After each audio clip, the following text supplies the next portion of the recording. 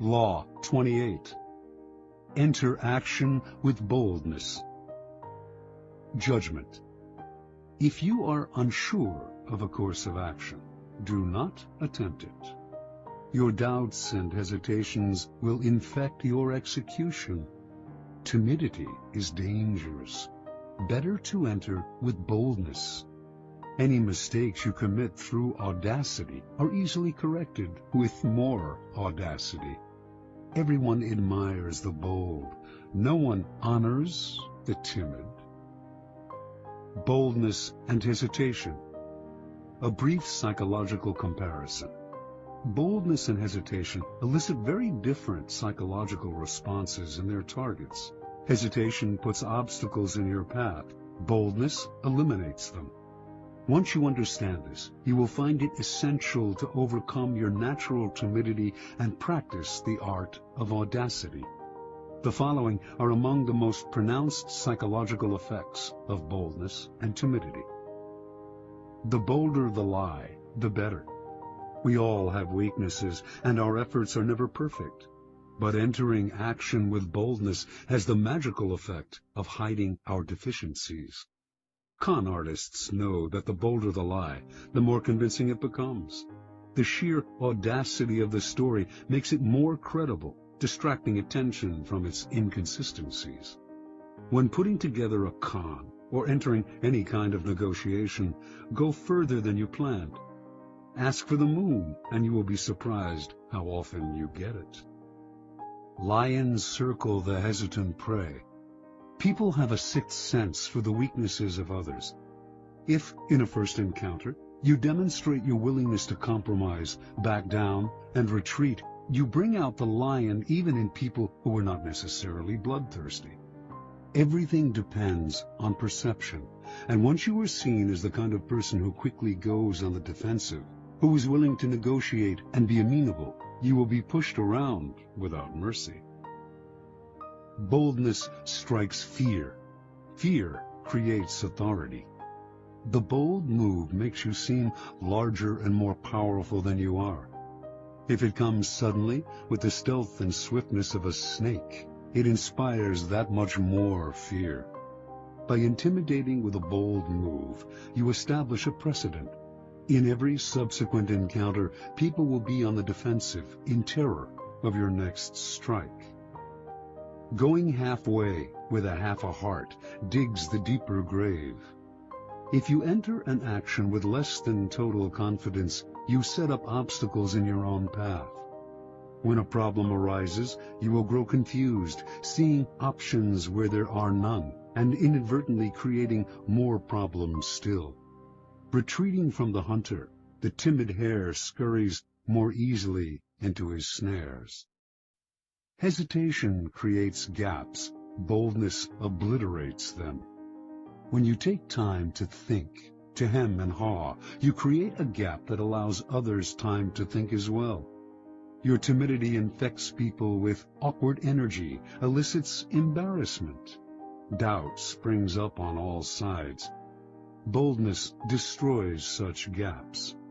The swiftness of the move and the energy of the action leave others no space to doubt and worry. In seduction, hesitation is fatal. It makes your victim conscious of your intentions.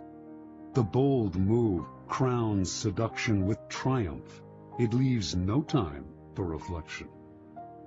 Audacity separates you from the herd. Boldness gives you presence and makes you seem larger than life. The timid fade into the wallpaper. The bold draw attention, and what draws attention draws power. We cannot keep our eyes off the audacious. We cannot wait to see their next bold move. Observance of the law. In 1514, the 22-year-old Pietro Aretino was working as a lowly assistant scullion to a wealthy Roman family.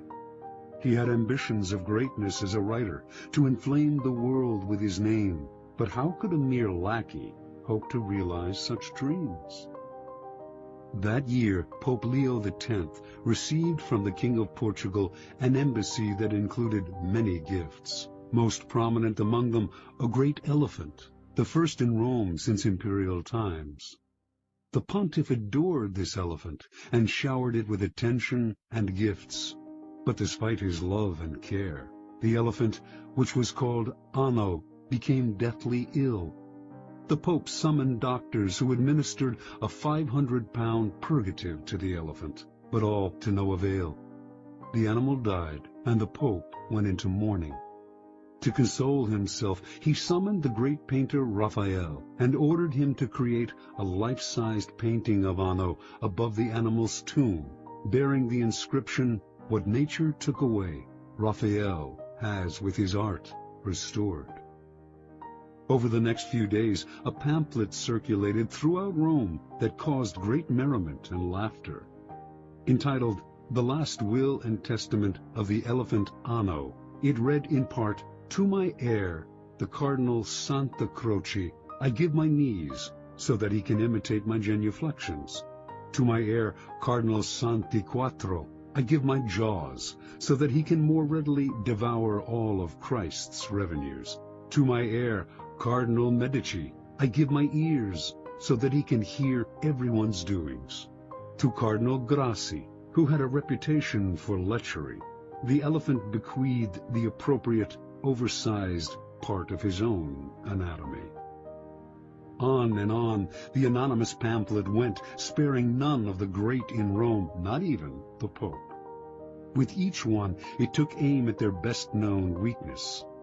The pamphlet ended with verse, "See to it that Aretino is your friend, for he is a bad enemy to have. His words alone could ruin the High Pope, so God guard everyone from his tongue." Interpretation. With one short pamphlet, Aretino, son of a poor shoemaker and a servant himself, hurled himself to fame. Everyone in Rome rushed to find out who this daring young man was. Even the Pope, amused by his audacity, sought him out and ended up giving him a job in the papal service. Over the years, he came to be known as the Scourge of Princes, and his biting tongue earned him the respect and fear of the great, from the King of France to the Habsburg Emperor. The Aretino strategy is simple. When you are as small and obscure as David was, you must find a Goliath to attack. The larger the target, the more attention you gain. The bolder the attack, the more you stand out from the crowd, and the more admiration you earn. Society is full of those who think daring thoughts, but lack the guts to print and publicize them. Voice what the public feels. The expression of shared feelings is always powerful. Search out the most prominent target possible and sling your boldest shot. The world will enjoy the spectacle and will honor the underdog. You, that is, with glory and power. Keys to power. Most of us are timid. We want to avoid tension and conflict, and we want to be liked by all. We may contemplate a bold action, but we rarely bring it to life. We are terrified of the consequences, of what others might think of us, of the hostility we will stir up if we dare go beyond our usual place. Although we may disguise our timidity as a concern for others, a desire not to hurt or offend them, in fact, it is the opposite. We are really self-absorbed, worried about ourselves and how others perceive us. Boldness, on the other hand, is outer-directed and often makes people feel more at ease, since it is less self-conscious and less repressed. Few are born bold. Even Napoleon had to cultivate the habit on the battlefield, where he knew it was a matter of life and death. In social settings, he was awkward and timid, but he overcame this and practiced boldness in every part of his life because he saw its tremendous power, how it could literally enlarge a man, even one who, like Napoleon, was in fact conspicuously small. You must practice and develop your boldness. You will often find uses for it. The best place to begin is often the delicate world of negotiation, particularly those discussions in which you are asked to set your own price. How often we put ourselves down by asking for too little. When Christopher Columbus proposed that the Spanish court finance his voyage to the Americas, he also made the insanely bold demand that he be called Grand Admiral of the Ocean. The court agreed. The price he set was the price he received. He demanded to be treated with respect, and so he was. Understand, if boldness is not natural, neither is timidity. It is an acquired habit, picked up out of a desire to avoid conflict. If timidity has taken hold of you, then root it out. Your fears of the consequences of a bold action are way out of proportion to reality. And in fact, the consequences of timidity are worse. Your value is lowered, and you create a self-fulfilling cycle of doubt and disaster. Remember, the problems created by an audacious move can be disguised, even remedied, by more and greater audacity.